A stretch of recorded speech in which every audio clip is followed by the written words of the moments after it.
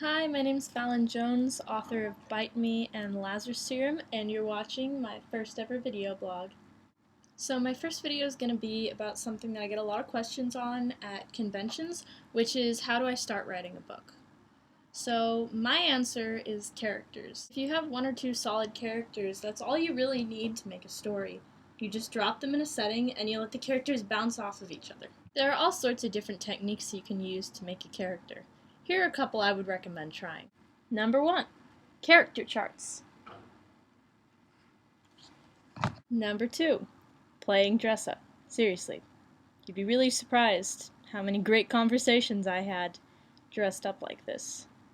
People think you're a whole different person. Number 3, silently observing others. In all seriousness, though, there is no right or wrong way to start a book or to write a character. You kind of have to just go with what works for you.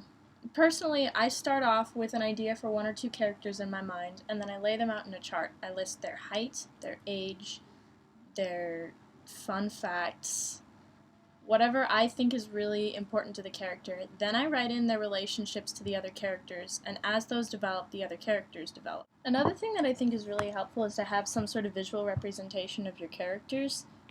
If you can draw, you can sketch them out. I did that for Bite Me. They weren't great sketches by any means, but at least I had something to go off of, and that way I could remember who had what eye color, how tall my characters were, and generally what they looked like. I did something new for my newest book, which is The Lazarus Serum.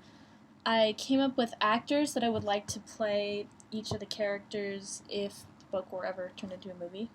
Fingers crossed. For example, I wanted Claire to be sort of like Emma Watson, but a little more Americanized, a little rougher around the edges. You know, she has frizzier hair. Her hair is kind of wavy and messy. She's not necessarily the prettiest girl that you know, but she's the most steadfast, and she'll get up in your face, and I think that's a really important aspect of her character, and I think that Emma Watson kind of embodies that really well. And another character that I'd come up with for that was Arthur, who's Claire's doctor in the hospital. I based him loosely off of Billy Idol, actually, the 80s musician. He's kind of rough, a little rugged, but there's still something, very clear and rebellious about his eyes, which I thought was really important for the character. And it was something that I hadn't thought about for the character until I looked at the person I would have playing him and thought to myself, what is it that he has that I haven't mentioned about Arthur before? And the great thing about a good character is that if they're really well developed, your characters are going to function like people. You might have an idea for a character and you might think they're going to be a minor character, but the more you write them, the more you fall in love with them, and the more your plot changes as a result of it. For example, I put Damien in my first book, Bite Me, just as a minor character. He was a little comic relief, he was snarky and sarcastic, so in my second book, that was the person that the protagonist turned to for help, because she was going through a really dark period in her life, and she needed someone a little snarky and someone that could make her laugh when she wanted to cry and when she didn't think that she could get through the day. So it's things like that where once you really get into your character's point of view and you get into their mindset, you start to understand who they would interact with, why they would interact with them, and how that's going to change the character later on in the book and how they interact with others. So in short, your characters don't have to be perfectly developed when you start. You can let them grow and see where they lead you, and I think that's essentially how you write a book.